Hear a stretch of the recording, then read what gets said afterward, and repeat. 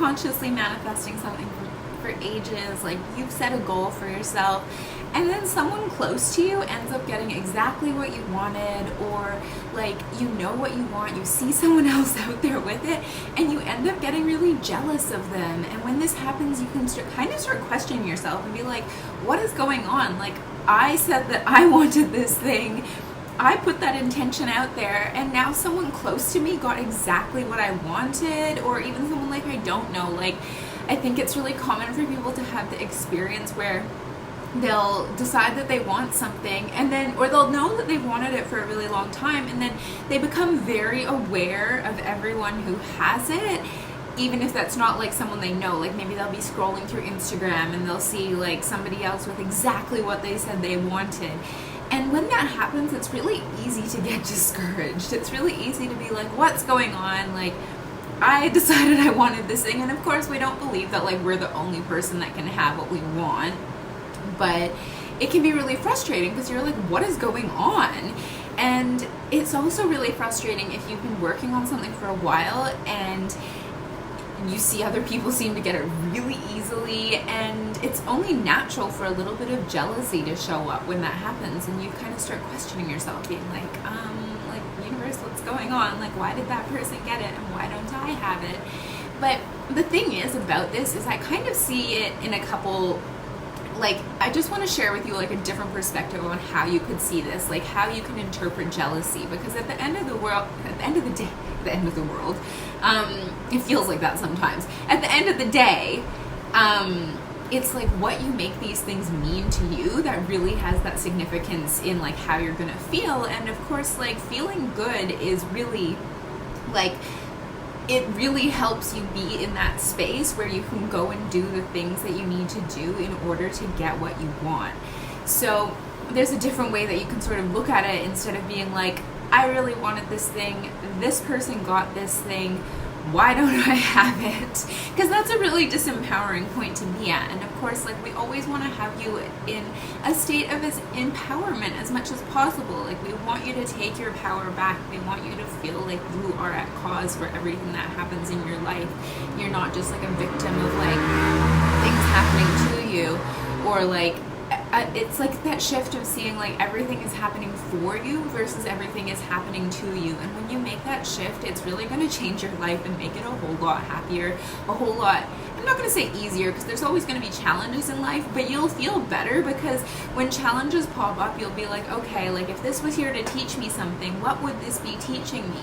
And last week's episode, I spoke about journaling and like journal practices, and this is honestly one of the best ways of getting to the root cause of understanding what's really going on. And it can feel a little bit weird at times, but I really love journaling, because sometimes you don't always want to go to a therapist, sometimes like it's not available to you, sometimes you don't want to talk about it with someone else, because sometimes the thoughts that we have, they can feel really personal, and we don't want to be judged by someone else. And even if a therapist is going to be impartial, we kind of like want to just, it's like you want to help yourselves. I know, like, I really struggle with being vulnerable with people, and this is why I love journaling so much, because I can just like put my thoughts down on paper and I can start to see like, okay, what's going on here? Like, where did this start for me? Like, when's the first time I can remember feeling this way?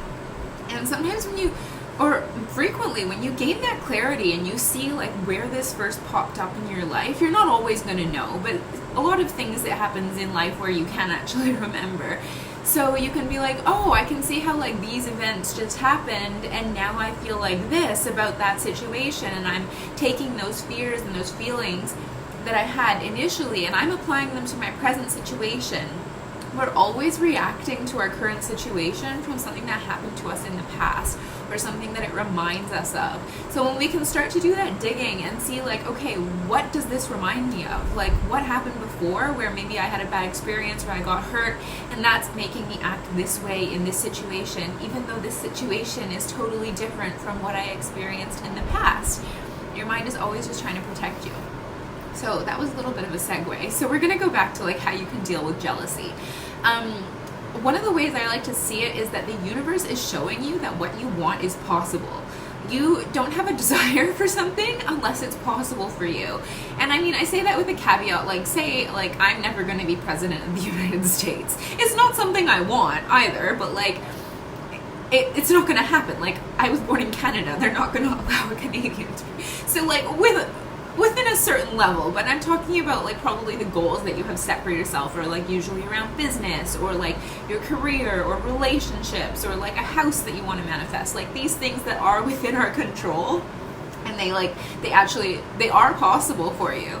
So the universe is showing you by, like, bringing it into your field of reality that, like, what you want is really close and it's really possible for you. One of the things I notice that pops up is if we're jealous or resentful of someone else for having something, we think that them having it takes away from us being able to have that thing. Or we think that because it's possible for them, it somehow means that we can't have it, which isn't true. It's a really scarcity mindset. There's enough to go around. There's enough resources. There's enough of everything for everybody to have what they want. And, like, as long as they're not, like, abusing those resources, like, some big corporations are definitely, like, overreaching beyond what they should be using for their resources, but that's a little bit of a different conversation. So you can see that it's like the universe is showing you that, like, what you want is possible, and it's so close. It's, like, in your field of vision. It's in your field of reality. Someone you know or someone you found on Instagram has exactly what you want. It means that it's possible. And you can, like, reframe your thinking into being like, oh, that person has it, why don't I have it? You can reframe it into being like, wow, that's incredible, that person has it, and, like, I can relate to them in XYZ way, and that means that I can have it too. And if you're kind of stuck on the part of being like, oh, well, I'm not like them, then this is where you need to do the mindset work. Because if you're always looking for reasons that other people can have things and you can't have them, that means there's an underlying belief that, like, you're not worthy of having it, or, like, other people can have it and you can't have it. And that just points you to where you need to do the work. And I'm not saying that, like, you're going to realize that you're jealous of someone and then straight away realize that you can have that. Like, I think that kind of shift in belief, it takes practice and time to build up that kind of a mindset. I think a lot of the time when people talk about mindset work, they'll, like, tell you something and then they're just like, okay, well, it's like this. And you're like, okay, well, I've had a very long time of thinking about things in a different way, different thought patterns, different feelings. I'm probably not going to shift that entirely overnight. It's not impossible, but the reality is like mindset work takes practice. It's like you don't go to the gym once and think that you're going to have a six-pack. You go to the gym really consistently, you eat well, you sleep well, you take care of your body, you keep showing up consistently, and then you get the six-pack. It's the same with mindset work. And then maybe there's these few weird people that, like, they go to the gym a few times and they get a six-pack really quickly. That doesn't mean that it's not possible for you. It just means that you're going to have to probably work on it more consistently than someone else. And there's nothing wrong with that because we're not in a rush. That's the thing, is like so much of the time people immediately are like, okay, I want this thing, and I'm so guilty of this too. Like, I am the most impatient person when it comes to, like, manifesting my goals. I always want it to have happened like yesterday. This is something I need to work on, and I am working on it. But the thing is, we're in such a rush to get to where we think we want to go, because we think when we get there, we're going to be happier. We think when we get there, all our problems will be solved, and the reality of it is life will just always keep bringing you different problems. And I don't want to say that in, like, a negative way, but I'm like, that's just what it's like being alive. There's always going to be something going on. It's not like you achieve this thing and then your life is perfect from there on out, which is what a lot of us subconsciously believe. We think, like, when I reach that income level, when I have that house, when I have that partner, everything is going to be great. And it's not true. Like, when you get to that level, there's going to be things to work on. When you get to that house, you're going to be like, oh, actually, I want a bigger house. I want different furniture. When you get the partner, you're going to have fights about things. Like, that's just part of the journey. So when we're in our rush to get to the manifestation that we want, we think it's because we don't have enough time, or we think that, like, getting there is going to be the thing that solves everything, and you have to realize that it's not.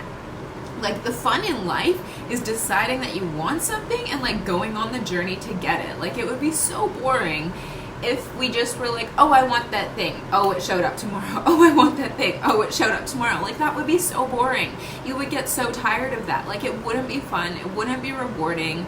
Like, there would be nothing to do. Like, there would be no journey to go on. So with jealousy, it's showing you what you want. It's giving you clarity. And when we have clarity, we can take action. I like talk about this so much where I'm like, clarity in itself is a gift. Knowing what you want is a gift. Knowing what you want to create, that's part of like the process, because you can't go somewhere unless you know where you're going. Like, imagine if you showed up to the airport and you like had a random suitcase which you didn't even know what was in there because you didn't know where you were going, so you didn't know how to prepare. Are you going to Iceland? Are you going to Hawaii? How do you pack for both of those? You can't. So it's like, if you show up at the airport, you have no idea where you're going, you haven't packed for it, you're like, I just want to go somewhere because I think it will be better than where I am. And you get there, you're not prepared for it. You end up going on some random flight. You don't know where you're going. And then when you get there, you're there too. Like, the same version of you that went on that trip is still there. So it's kind of like you can't think that over there is going to be better than here. So when it comes to feeling jealous of people, you have to see it for what it is. It's like, it's giving you clarity around what you want, and it's giving you an opportunity to look at like, what beliefs do I have that are not supporting me in getting this thing, and like, how can I address those beliefs? And if I didn't have those beliefs, like, who would I be? If that wasn't true for me, how would I be showing up? And start showing up as that person right now. Like, if you see someone and they have exactly what you want, you can be like, okay, I have clarity on it. And then you're like, sometimes though, you'll be like, but Kim, I really know what I want, and I've had clarity on it for a really long time, and I've still been working on it, and I've still been trying to get it, and it hasn't happened yet. And to that, there's a couple ways you can look at it. You can be like, okay, well, if I've been working on this for a really long time and I'm not getting the result that I want, what's a different way that I can go about this? Like, can I change my goal? I guess, like, the thing that pops into my head sometimes is, like, if people really want kids, but for whatever reason they can't have kids, of course, that's, like, a really sad situation. But I would say to that, it's like, okay, you see all these people around you, and they have kids, and, like, you're really jealous because you just really want a kid. It's like, okay, there's sometimes things in life where, for whatever reason, in the grand scheme of things, some things end up working out for you and other things don't. But when that happens, we kind of have to take a step back and be like, okay, maybe I'm not meant to have that thing in the way that I think that I'm meant to have it, but what are some other ways I can still achieve that? Like, if it's really like, I want to have a child, I want to nurture them, I want to see the world through their eyes, I want to have that bonding experience, there's other options you can look at. You can adopt, you can, like, it's like when you get to that point where it really seems like the thing that you want just doesn't seem like it's a reality for you, look at what you think you're going to get out of that and see what are the other ways that you can go about that. And I know that this is not always easy. I know it can be really disappointing. I know it can be really frustrating. I know it can be really heartbreaking.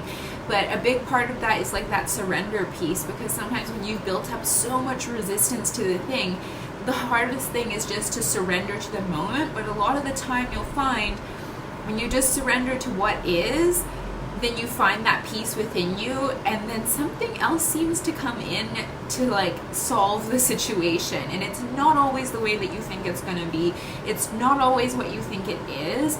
But I think that's where, in that situation, if you've done everything that you can to create the results you want, at that point you just have to surrender and trust that there is a plan, and trust that things are unfolding exactly how they're supposed to, trust that there's a reason for it. And that's where you have to end up having faith in the universe, or like whatever you believe in. And that's kind of a conversation for another episode. But basically what I'm trying to bring it back to is, if you see other people with what you have or what you want and you're feeling really jealous, like, it's a chance to notice that like what you want is possible for you. It's a chance to gain clarity. It's a chance for you to really like understand like, what is it that I truly desire, and like, why do I want that? Why is it important to me? What do I think that I'm going to get out of that thing? And then also, if you can notice the beliefs that you have around it, you're like, okay, I've noticed that I have like this belief that could be blocking me. I've noticed that this belief, and if you're still not really sure, well, this is where you do the subconscious work. This is where you use a process like RTT to really understand, like, why am I blocking myself off from having this? Because your subconscious always knows. Your subconscious always has a reason for why it's doing what it's doing, and we don't know what we don't know, so that's why you need to go in there. And so I hope this episode was helpful for you. I would love to hear your thoughts below, or send me a DM over on Instagram, and I hope you have